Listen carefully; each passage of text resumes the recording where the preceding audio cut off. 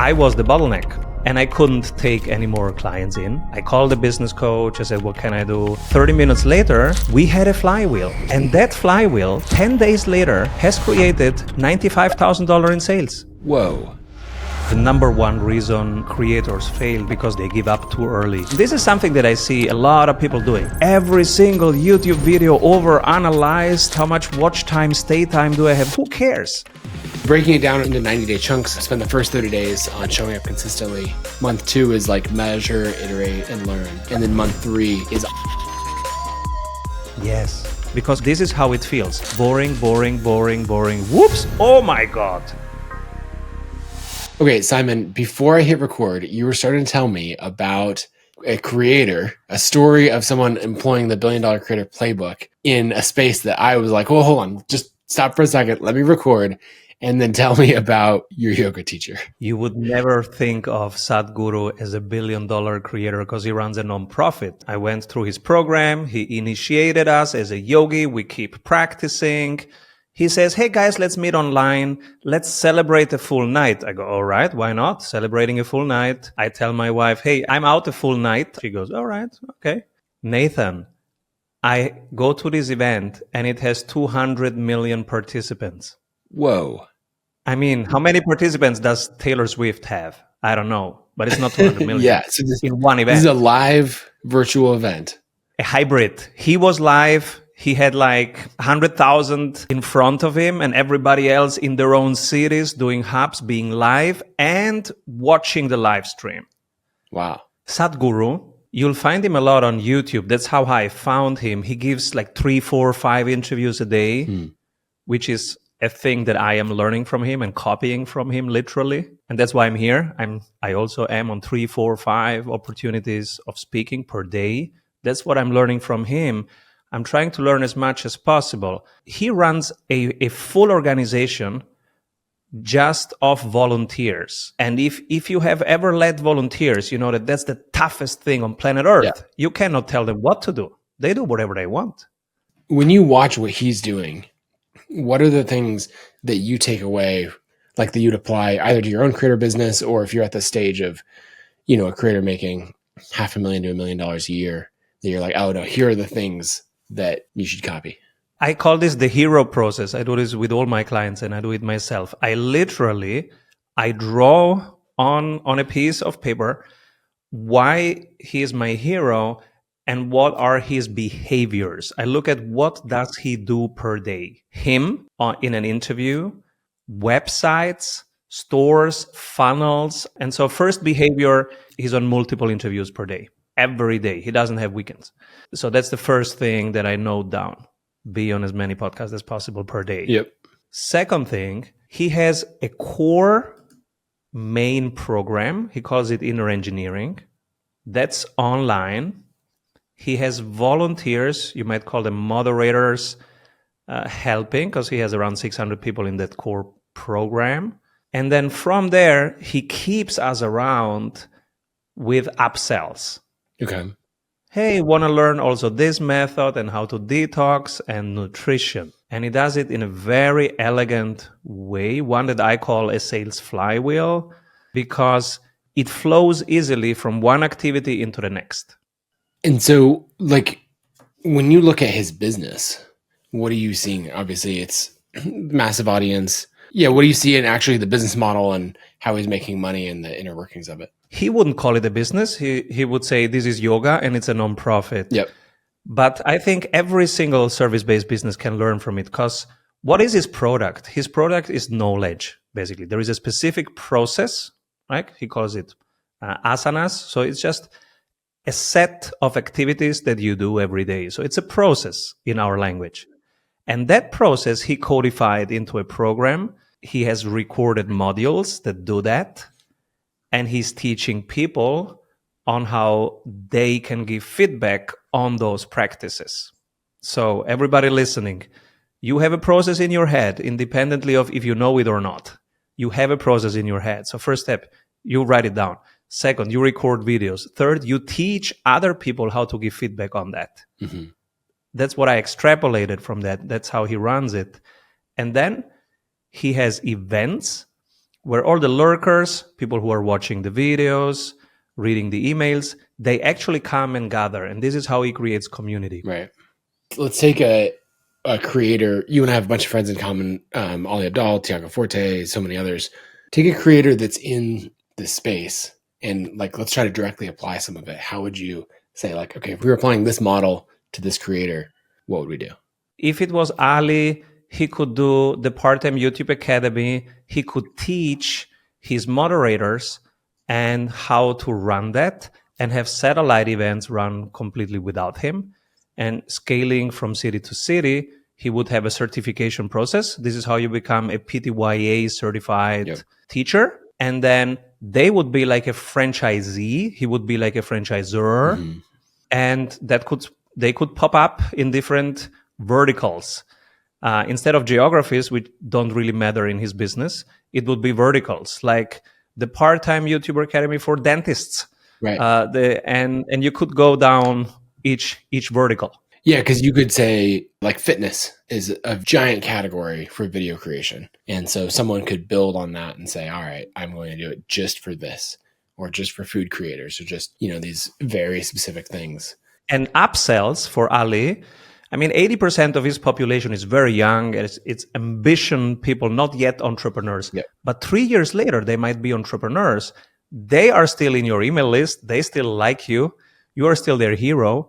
Why not slowly upsell them to, hey, and you're probably planning to build a business around your audience now. This is how you build a business. So level 2, level 3.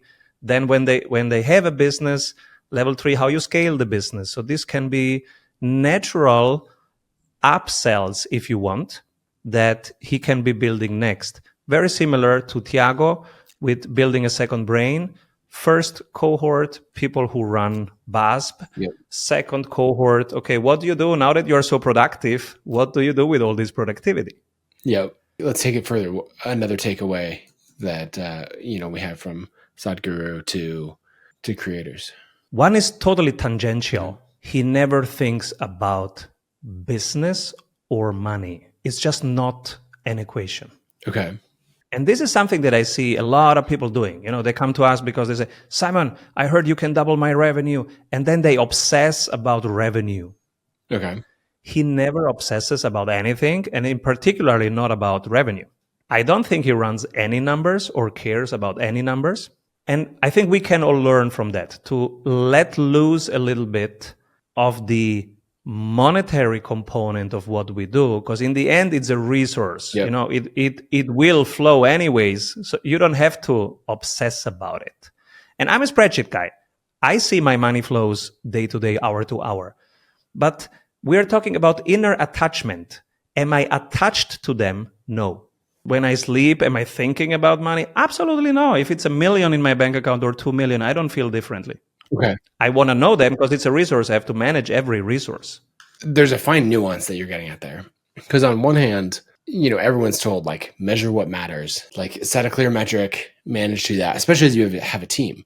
Someone might be, as an individual creator, might spend their time and their priorities based on their day-to-day interests or what feels like urgent at the time. And then as you build a team, a lot of the advice, which I think is good advice, is to set clear metrics and then give your team autonomy towards managing towards those metrics.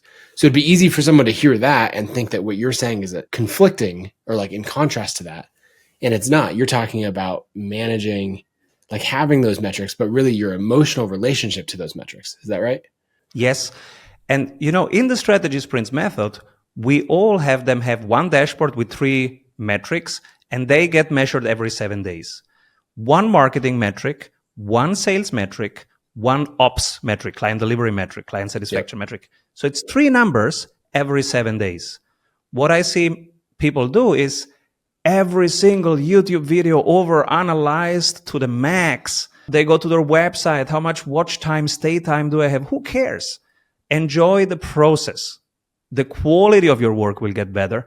The quality of their results will get better. Money will flow around you in a way that you cannot possibly imagine if you just focus on 3 metrics every 7 days. The one that tells you if marketing is working, the one that tells you if sales is working, and the one that tells you if the client are getting happier and happier week by week. Just 1% better every week. Yep. I think that's a fascinating example, and we can go spend a lot of time diving into specific metrics, but it's probably a good transition to like pause for a second and get some of your story and your content. I want to ask you in a second, like maybe give a little bit of your background and then like what your business is today. So 22 years ago, I was somebody who had graduated in the totally wrong field. I studied philosophy and psychology. And then I was like, oops, what do I do now? Yep. I don't have a job. There is no job for these guys. And then I was lucky because the big strategy advisory in that time, they weren't looking at all at what you studied. They were just looking that you had the best grades. And so I had the best grades. I got a job, and I was now in a strategy advisory flying today to Paris to solve a go-to-market problem for L'Oreal. And then after 3 days, flying to New York, solving the market entry strategy problem for a pharma company. And then from there, flying to London, solving the next problem. I loved it because it was a learning El Dorado. I was always saying, yes, it's me.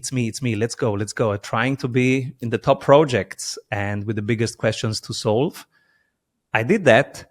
And then at some point, every Hilton felt the same for me, and every airport was looking the same. Oh, yeah. This is a stupid life. It's a great business, but what kind of life is this? I'm in planes all the time. I miss my friends. I want to hang out with my wife more. And I said, okay, let's try this, but on my own terms. Worst case, I go back to that. I save 6 months cash. I'm going to try this on my own. And so I tried it. I never used that 6-month cash because it worked pretty easily. It's a low risk, high cash flow business when you start a consultancy, right? You have immediately cash flow. At some point, I was the bottleneck pretty soon, actually, around 500K a year. And I was the bottleneck, and I couldn't take any more clients in. And I said, I had no idea how to scale myself out of this. I called the business coach. I said, what can I do? And they said immediately, you have to fire yourself from operations now. And I was like, yeah, sounds logical, but how to do that? We both had no idea, but we started something. And I remember walking around here in my city in Vienna with this big question in mind. I do this as a habit. I take one big question and I go for a walk for an hour. The question was, how do other businesses scale themselves? I walk past a McDonald's, and the answer was in front of me. I was like, why do people open up a McDonald's in their city? What do they get for that money? And I was like, they get brand and processes. That's it. The yellow thing, because it's recognizable.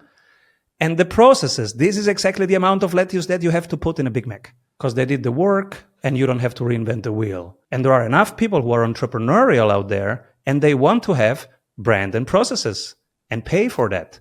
So I ran home and I created 2 projects on my project list: brand, processes. Okay.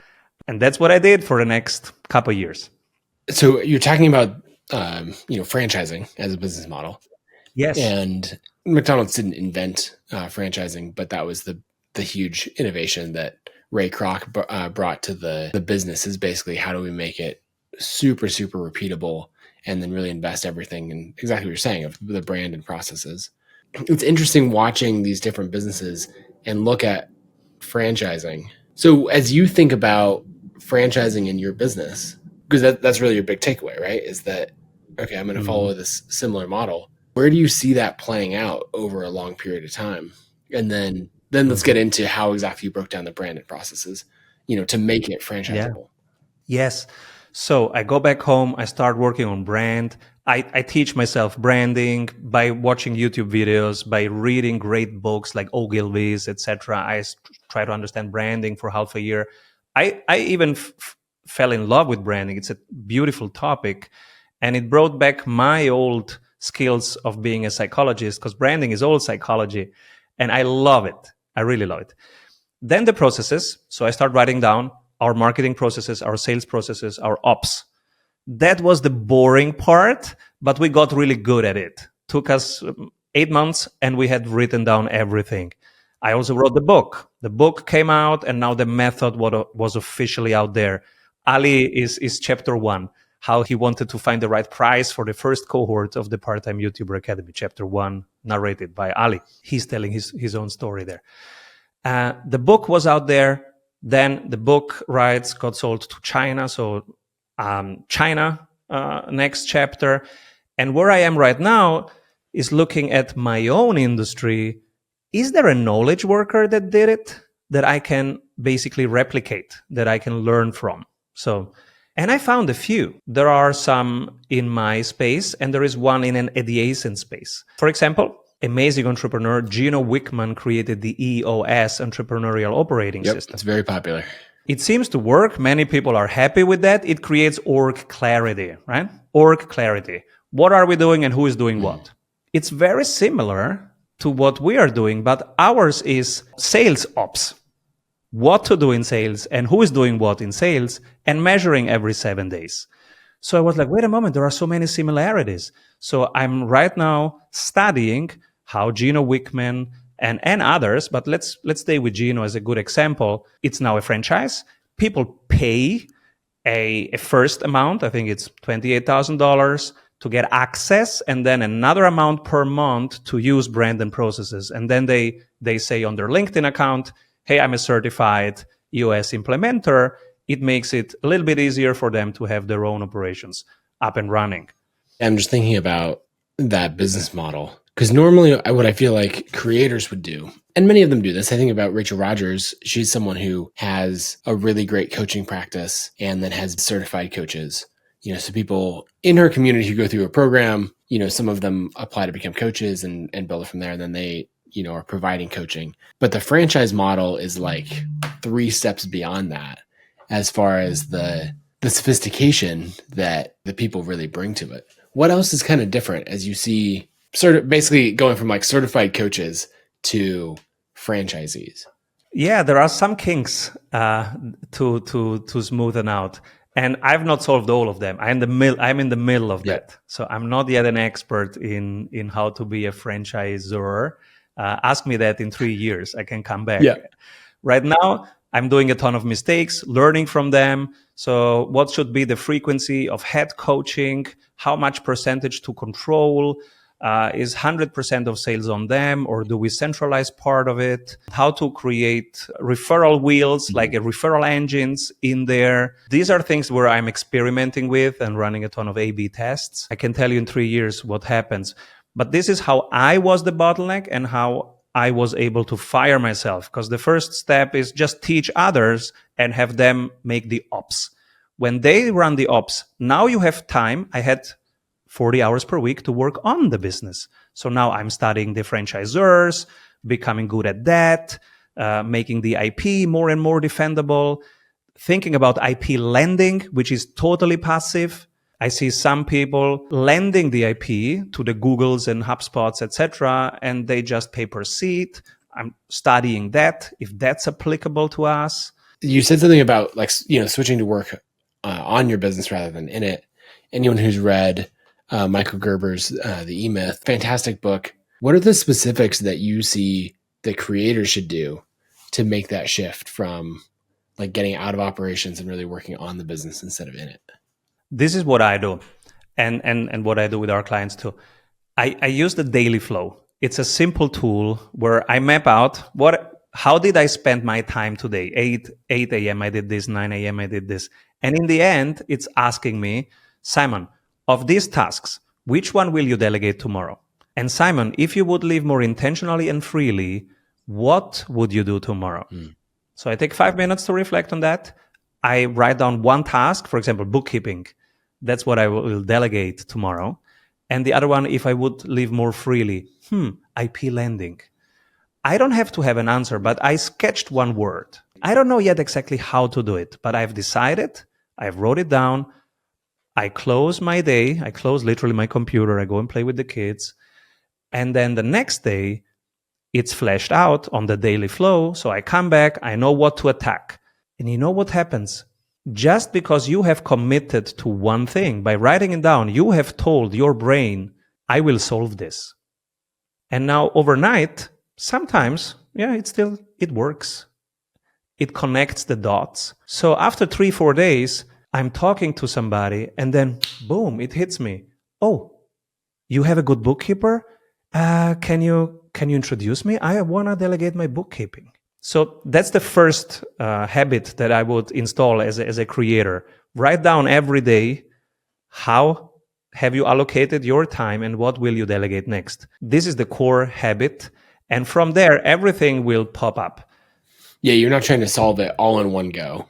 You're not saying Exactly. I was operating like this, scrapping all of it, and now I'm in this other world and I only do things.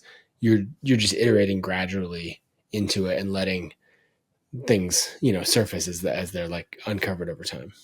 Exactly. And I use this tool every day myself. People can download it also on strategysprints.com. I use it every day. I'm still doing my thumbnails for YouTube. Okay.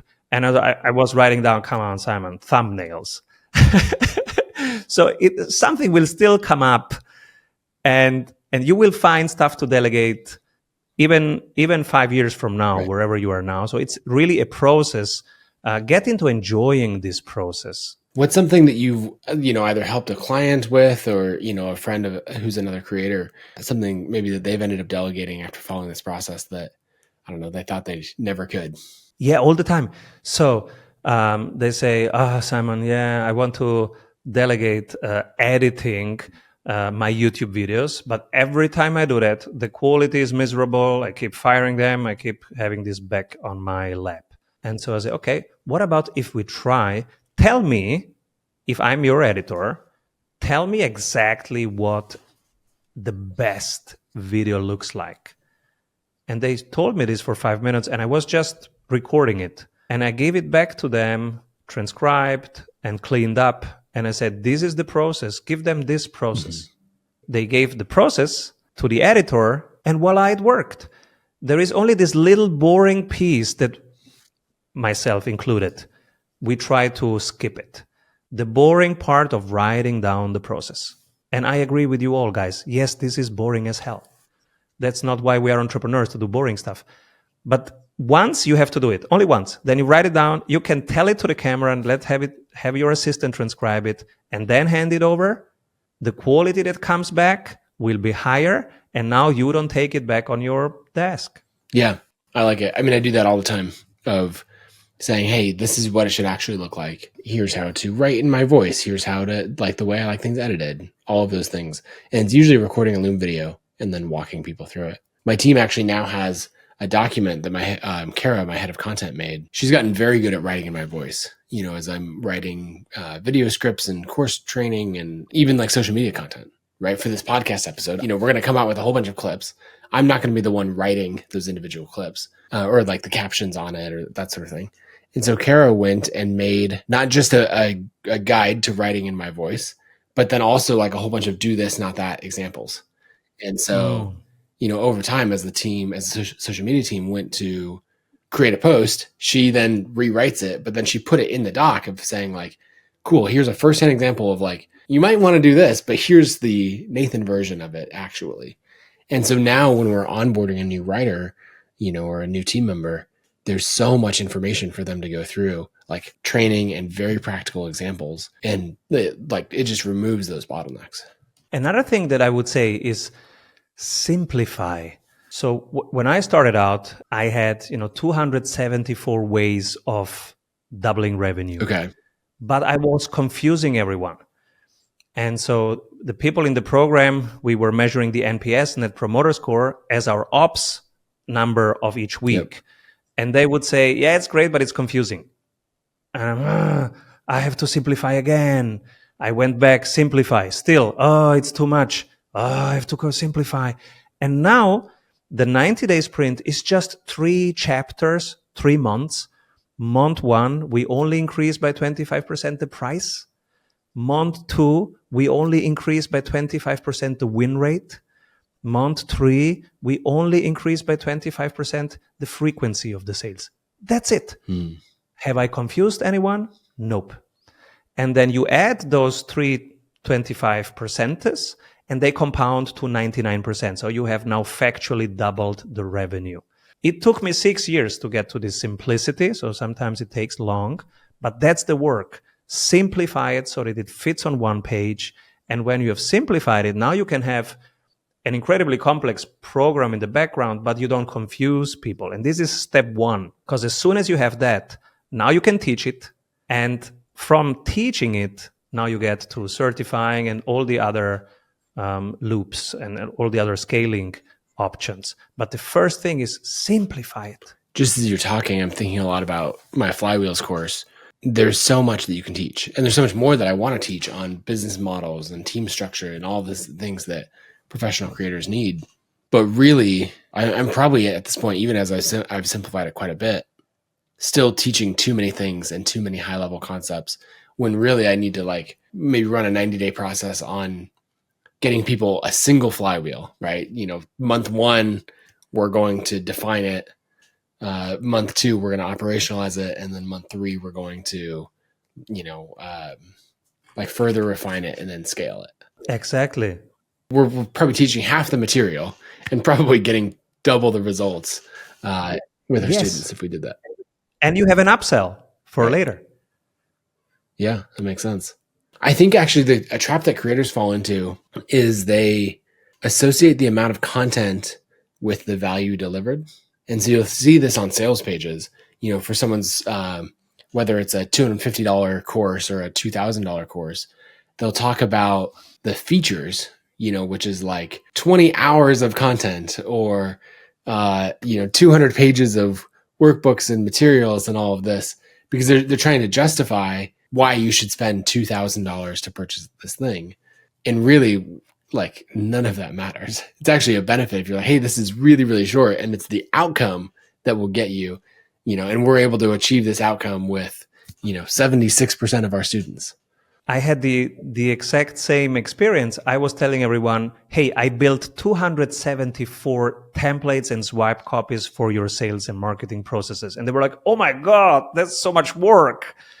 And then I said, okay, we're going to do three things: increase by 25%, the win rate, the price, and the frequency. And you just have to put in 1 hour per day for the next 90 days. It also sounds very believable. I was saying the same thing, but it feels very different. Yeah, I'm just thinking about the believability in that. Because if you're like, I'm going to double your business and all that, it's like, look, man, I get DMs every day on Twitter where it's, it's some conversion rate optimization person who's like, do you want to grow your business? Here, we'll 4x your leads. People often say like, we'll double your MRR in 90 days if blah, blah, blah. And I always laugh. I don't respond, but I laugh because I'm like, I don't think you know what the MRR of my business is. Like that would be that'd be amazing if you could add 3 million in MRR. But what you're talking about is you're saying, hey, we're going to get a 25% increase in this metric, and then in this metric, and then in this metric.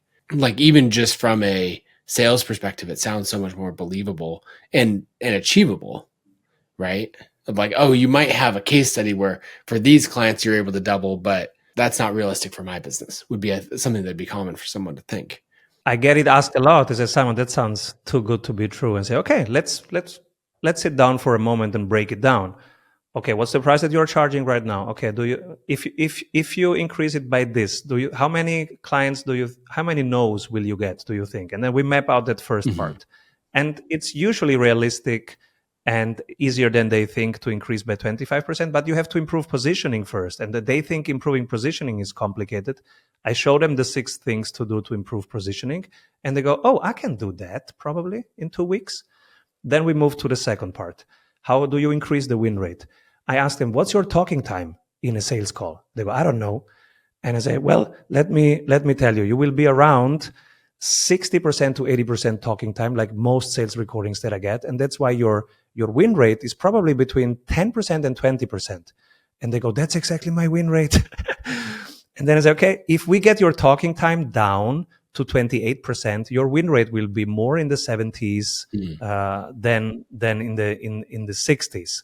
And they go, oh, that's how easy it is. I said, yeah, it's one part. Then there are 8 other parts, but this is the first part. And Simon, how do I get my talk time down? By having better questions and then shutting up and listening. And they go, oh, I can do that. So I will give you my sales recordings, and you You help me to have better questions and to shut up more? I say, yeah, exactly. That's month 2. And we create your sales playbook where you have strong questions that your closers are going to ask. Yeah. My closer? So it's not just me? No, first you, but then we multiply you, because the same thing other people can now do and you will teach them. And then part 3, what's your sales length right now? They go, 6 months. Okay, so because that's your email list, okay, what's the frequency of the emails that you send? Every week. Okay, what if you send 2 per week? Can we create more points of value?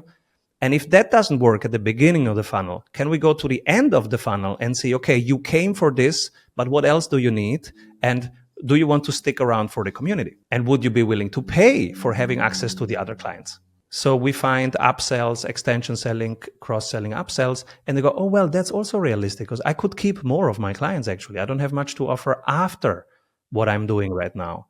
And so after all of that, now it doesn't sound spammy anymore. It sounds like, actually, okay, there is a process there. Yeah, that makes a lot of sense of how you break that down. And you're very focused on the outcomes. And even just as you're talking through it, it's one of those things that, as someone who's done a lot of sales, I'm like, yeah, I know that each of those things would work. As you're talking about talk time on a call, there's absolutely an inverse correlation between your talk time and your close rate, which is the opposite of what a layperson or a junior salesperson would expect. Exactly. The more junior they are, the more they tell stories. And the more we coach them, the better their questions become. Yep. And then they shut up for the next 20 seconds. Well, let's use that as a transition to talk about flywheels, particularly in sales. And you've got some really interesting processes here. How do you think about bringing these like sales flywheels into a business? So building on your philosophies and Jim Collins' philosophy, that the sales flywheel is something that you do and then it flows automatically into the next thing and it becomes easier and easier from there. I was looking with this question in mind, with my own team on our own processes. So every 14 days, we look at these boring processes, the marketing processes, the sales processes, the ops processes, with 3 questions, basically. First, what can we simplify for the clients? Can we cut something? Then second question, what can we simplify for us? Can we make any cuts for us, for our team? And then the third question is, how does this flow easily into the next value creation activity? Now, this sounds theoretical. Let me give you an example from 2 weeks ago where we look at those 3 things in our own processes. So we don't know the answer yet when we start that session, but we do it. And we look at the marketing processes. Head of podcasting is Lou. And so Lou starts reporting about the current state of processes. And then he says, what could we cut? And he said, probably we can cut this part and that part. I say, okay, cool, do it. And then he says, and then the question, how can we make it easier to go into the next step? He says, Simon, I don't have a next step. I say, ooh, what happens after? So Lou, you are getting me on 4 podcasts per day. Okay. What happens after that? And he goes, nothing. I say, whoa. Okay. Are you measuring the downloads from each? No. Okay. So let's add in your spreadsheet, let's add a column which says number of downloads per podcast that Simon was on. And then, Michelle, what could be the easiest step to your part of the marketing process, which is partnerships? We think for a couple minutes, and then Michelle goes, Simon, what if we pick the top 3 podcast hosts based on number of downloads, because that there is a resonance between your audiences there, and then those top 3, they get a power hour with you, which means exploring strategic partnerships, joint ventures, etc. And I said, Michelle, this is genius. Lou, can you do it? Of course I can do it. Simon, in an hour, I will implement it. I didn't know 30 minutes before what to improve, but 30 minutes later, we had a flywheel. And that flywheel, 10 days later, has created $95,000 in sales. And there's leads coming from the podcasts? Yes, it's not a planned activity. I do podcasts to learn about things, to have sparring with smart people like you, to learn from the best and to learn about myself, because I know what I think after I've said it. But what happens is that Michelle then follows up on these hosts and say on the top 3 and says, hey, do you want a power hour with Simon? And by the time that she follows up, they have already gone to my calendar and they say, Simon, and I look at the Calendly and say, what do they want to talk about? Michelle, maybe that is a power hour. And said, no, they want to explore a sales acceleration for their own team. Because you are talking 45 minutes to somebody, you are creating value or not. Right. I mean, I found that when growing ConvertKit is that I would often have authors on my own podcast or be a guest on theirs. And then afterwards, people would say like, oh man, like I don't know why we're still on MailChimp. Why we should switch over to ConvertKit. And the goal of going on the show was not to close that one co-host or whoever.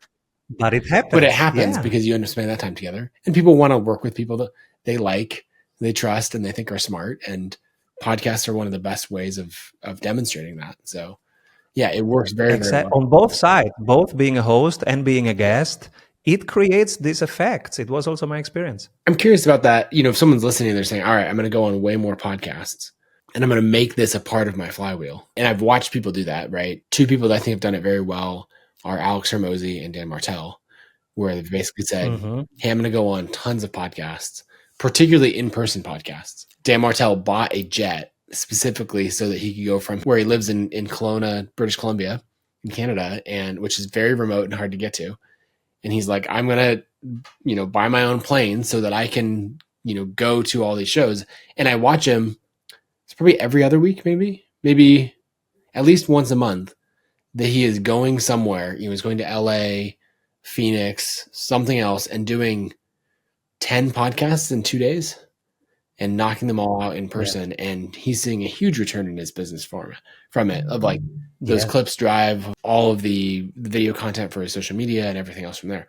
So I've seen people make these big investments, but what have you implemented in the actual processes to book far more podcasts and be discerning on which ones to go on and all of that? Yeah, the first effect that I've seen also both with Dan Martell and Alex Hormozi is they became amazing communicators month after month, year after year. They are now really good. Mm-hmm. You give them a stage, they absolutely crush it. And that comes from A/B testing all the time, high volume pitches, because you are pitching all the time, basically. And you are getting immediate feedback from the eyebrows of the host if that works or not, if they're bored or if they're excited. So that's A/B test, A/B test, A/B test, A/B test, if you want. I think also like rehearsing those clips, like hanging out with Nick Huber and Cody Sanchez, who I think are two of the best people at speaking in tight sound bites that deliver a lot of value. And I was talking to Nick about this. We were actually riding on a golf cart at a resort, like going from the house we were staying into the gym. And I brought this up and I was like, how do you get good at this? And he just stops the golf cart and he's like, you do it a lot. And he just pulls out his phone and he goes, hey, I'm here with Nathan Barry, who's the creator of ConvertKit, blah, blah, blah. Nathan, what's your biggest tip on growing your audience? Go. And I'm like, okay. So the thing is, teach everything you know. That's like launch into that. And the point that he was making is you just do it over and over again and you put in these reps and you practice. And then you get to the point that you have, it starts as like 4 sound bites, but then eventually you're going to have 50 sound bites that you rehearse and they're in a library and all of that. And then you'll become this person that on the fly can share great information. Yes. And one of them will catch fire and you don't know in advance which it is. So some friends will tell you, oh my God, that was amazing. And you will go, what, that one? I did that on my morning run. That was the quick throwaway. And they will go, yeah, but this is when I feel you most. Okay, noted, A/B test, first insight. Then you put it on X and it catches fire on X. You did 100 similar ones, but this one catches fire. So you start learning about, what nerves are here that I'm hitting. Yep. And from there, you are now iterating. And that's your flywheel philosophy. You are iterating. Now we come back full circle to the beginning where I told you that Sadhguru is one of my heroes that I'm studying and replicating because he is on 3-4 interview stages every day and he's in his 60s. Yep. Now, most people, when you go on tour, will ask you, how the hell can you make that without burning out? And many people tend to burn out. So it's important to look at this. The question is, how can you enjoy the process? How can you make it fun? And this is the part where forget the analytics of that week. Make that week as fun as possible. If you like flying there with a jet, fly there with a jet. It's not my definition of fun. My definition of fun is playing with my kids, then being on 3 amazing podcasts like the $1 Billion Creator, and then playing with my kids again, and then working out for an hour, and then cooking. That's my dream life. So how can I make this week enjoyable? This is the most important question for you. And what is the minimum set of KPIs that you want to implement? 3. 3 is the minimum. 1 for sales, 1 for marketing, 1 for ops every 7 days. The rest, just enjoy the heck out of the week. You will be at your highest energy. Mm-hmm. It will resonate the most. More people will want to have you on stage, on board. They will feel that you are enjoying it. And they will go, please, Nathan, take my money. I want my money to be in your hands, because it seems to get more in your hands. Yeah, I like it. If we're talking about a flywheel, the biggest thing that I see that makes a difference in a flywheel is how long can you keep it running? And most people are focused on, the quick wins, what results can I deliver this week or this month? And the real magic of the flywheel is, how can I run this every single week for 5 years or more and just get these like compounded small gains, even if the flywheel never improves. Just the fact that you stayed consistent on it puts you in the top 10%, of results, probably in your market or industry. But then when you get that like optimization step, in your loop closer, then, and you're getting better every week, even if it's the tiniest bit better, then you're going to get the really, really big compound gains. Absolutely, yes. I learned compounding from my personal investing portfolio. It started at minus $50,000 and it's now at $1 million. Just my, stocks and crypto. But you see the compounding over years, and then you go, oh my God, that's what people mean. You don't feel anything, you don't feel anything, you don't feel anything. It seems like stale, but then whoop, what's going on here? And then it accelerates in the very end of the compounding effect. And the same thing is with posting on LinkedIn. It feels boring, but keep doing it every day. And month 2, you will see impressions going up. Month 3, you will see people starting a ton of conversations with you. And most people collapse after 25 days. They say, I tried LinkedIn, it doesn't work. Instead of having a 10 years perspective and say, how can I make this fun for me? It feels enterprisey and boring. Okay, but this is where the money is. So let me enjoy the heck out of this. Right. Yeah, what's been working for you on social growth in particular? Is there one platform you're focused on? Is that LinkedIn or... what's the primary LinkedIn focus? Has been our focus all the years. And now that LinkedIn is a self-running, strong channel for us, I want to build out now X and YouTube. Okay. But LinkedIn has been our main focus because we are in the B2B space, and this is where the B2B happens. Yep. So we were there, and we have tried so many things. The only thing that's really important is post every day. Once a day, something that is relevant to them, timely, and valuable. You do this every day. Plus, we have a little trick where we put ourselves in support groups with our buddies, and they will keep us accountable. Simon, you didn't post for 2 weeks. What happened? And so daily, committing to daily, basically building in public, because when you're posting daily, you will get extremely vulnerable, extremely open. And that's the point. That's the whole point. Be real. Share the failures. Share what's actually going on. This is where my hero is Ali. If you remember Ali a couple of years ago, lazy Ali versus productive Ali. Oh my God, that was genius. The lazy part of me. Oh, today I didn't do anything. It's fantastic. That's the way to be as a storyteller, right? So I will share, hey, this month I had a bad sales month. Yes, I'm a sales coach. I'm your sales guru. Yeah, and I had a bad sales month. And this is what I'm doing. So be very open, build in public, not just the successes, but the actual happenings. Be real. That's what we long for. Real people and real journeys. And so that we can be literally as we are and have a safe space to to communicate what's actually going on and be better and better every week together. Yeah, I like it. I mean, you mentioned a couple of things that have been my mantras in my creator journey, which is teach everything you know, create every day, and work in public. And those things, they sound really simple and basic, but if you actually do them and apply it for a long period of time, the results are amazing. And so I think about, okay, what's the flywheel? If someone's saying, I'm going to focus on LinkedIn, I'm going to focus on growing on X. It's like, great. What's the flywheel that's going to guarantee you can post every single day? That's just, and actually, if we put this into, sort of the 90-day strategy sprint model, it's like, look, month one, all we're going to do is we're going to just post every day and build a system that can get us to post every day.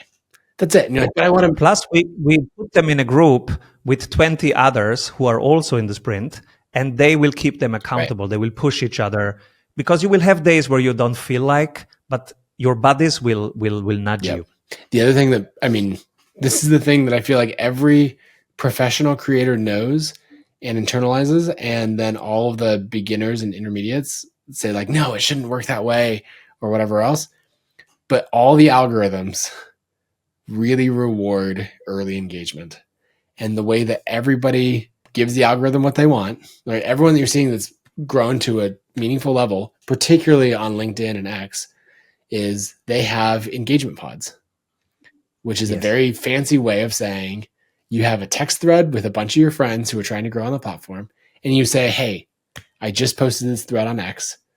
Will you guys engage with it? Or your friends come in and write a thoughtful comment and say like, oh, this is, a great thing on sales training. Like, really appreciated that. Here's something that I leveraged in my business. It not only makes the content better, but it tells the algorithm, like, it feeds this. And I think people hear that and they're like, oh, engagement pods, that's like gaming the algorithm or whatever. And it's like, look, this is the way that all of that works.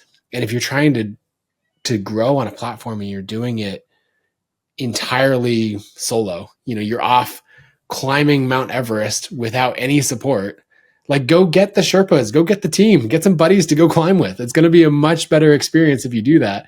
And it's much more fun. Much more fun and way more likely to succeed, right? Like, you're going to end up... When you know in advance that somebody will comment, you feel much more at ease with posting daily. Right. We are running eight of those pods right now. And because otherwise people in their first years of being a creator, they just stop posting. But if you put them in those environments and they know exactly, okay, I'm going to post something and I know it's getting 30 comments, now they are more likely to keep that flywheel up. Yeah, that consistent execution on the flywheel over a long period of time matters so much. So breaking it down into 90-day chunks, what we were talking about is if you spend the first 30 days on showing up consistently and building that habit and that process with a community.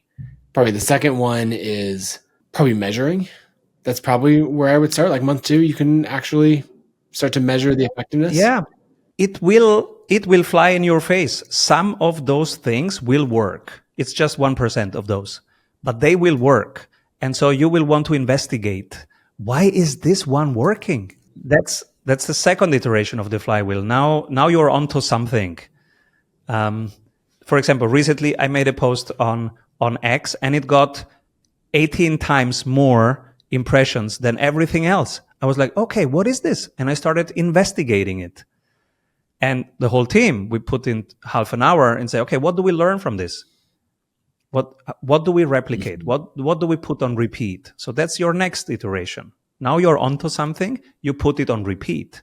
Now this will become part, maybe a format in your podcast. It maybe become a series of emails. It may even become a service or product, because now you're onto something. I'm trying to put this together in my head in real time. I think what it is, basically post content, show up consistently. Month 2 is like measure, iterate, and learn.